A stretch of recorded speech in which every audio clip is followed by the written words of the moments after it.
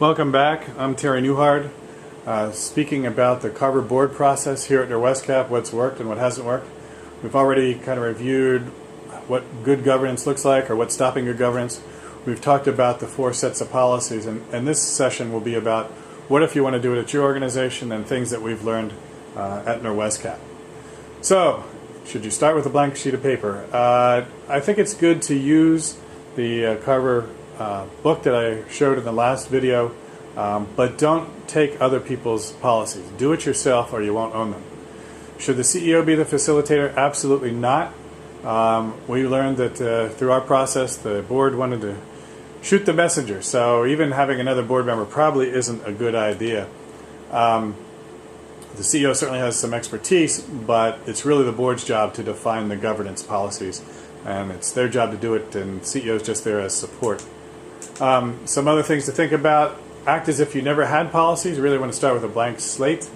Once you've completed them, I would say look back at your old policies or your bylaws and say, here's some things that are important to us, and then incorporate them if they don't conflict. And then once they're done, I'd say throw them out. Throw out your old policies and only deal with the Carver policies that you've set up. And that's important to do. Some other things to know: the board must speak as one voice, and we've talked about that in the other ones. And what's important here is the board needs to be there during the discussions and the deliberations, because changing over to the Carver process is a cultural shock. It was for many of our board members. So if they're not there, it's really their job to make sure they're up to speed when they're back and part of it. So not everybody's going to agree with everything. However, once the decision is made, all board members have to support it. It's that whole one voice thing that we've talked about previously. Make sure that the group is ready before you take the journey. Not everybody will be ready, but you really want to have people have a general buy-in, have a few discussions about change and what happens during change. We spread it out over a 17 or 18 month period. That was too long. I'd encourage you to do it in a much shorter period of time. We lost some momentum along the way. I'd say keep taking the temperature of everybody to make sure they're on task. And the other thing I would say is, before you present whatever you're going to do for that day, kind of take the temperature and test out some other people in a small group. We learned that was very helpful before we took it to the whole board. How's it worked for us? It's really, to me, I'm a big supporter of the Carver process. There's been a greater advocacy. Our board goes out now and advocates for issues. They never did that before. They have a much better understanding of the agency. They have a much better understanding of the individual programs. I have greater flexibility as a CEO. The expectations for me are much clearer. I know what to do and what I can't do. We're really focused on good stuff. The board is so engaged and looking at really important stuff versus the stuff they used to look at, which they would drive an hour and a half to get to a board meeting, some folks, and they'd approve things. They had no idea what they're approving just because there's just too much material. Norwescap has about 80 different projects, and it's hard to keep track of all those. Now they're really focused on the important stuff. It's a much better use of board and staff time, because the board is focused on board work and the staff is focused on staff work. The recruitment is much stronger. We have much stronger board members than we had before, because the board knows what they're looking for, rather than just searching out warm bodies to fill positions. There are less committees. We now only have 3 committees versus all the ones we had in our bylaws before. There's much more accountability by the staff. I think the board would come to meetings and drive away and cross their fingers and pray that it worked for them.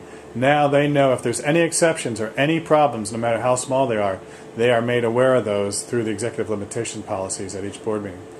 The board now sets the agenda. I do not. They run the meeting. They work on board work. I am just there as the CEO for support.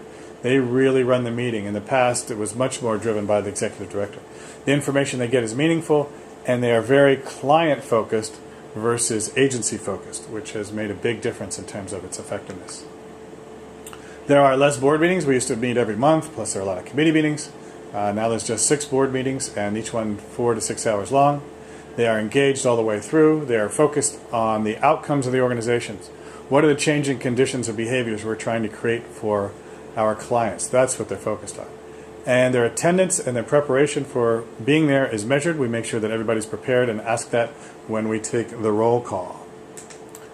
So if you decide to go through this, first I want to acknowledge some folks who did this. John and Miriam Carver, Reinventing Your Board, which is the book I showed before. They have many other books. This is the one that I thought was best. We had all of our board members purchase it and read it. It's not reading that'll keep you really engaged and awake at night, But once you get through it, it's very helpful in terms of guiding your board. Fred and Jane Gross helped me, particularly Jane Gross, as we were going through this. They run an organization in South Carolina. It's hard to find other organizations that do the Carver process, but they kind of guided me through that. Alicia Liss, former board chair, really brought this to the board. She challenged the board in terms of making it more valuable to them and to that Norwescap board that was there to go through the process, and I know how difficult it was for them. And our current Norwescap board, which lives with the Carver process and is enjoying it. In fact, as we make this video, they're looking at what changes, now that we've lived with it for a few years, need to be made. If you get stuck somewhere along the line and have questions, whether you're a Norwescap board member or somebody from the outside who's contemplating this, you can call me or email me at newhardt@norwescap.org or call me at 908-454-7000, extension 110.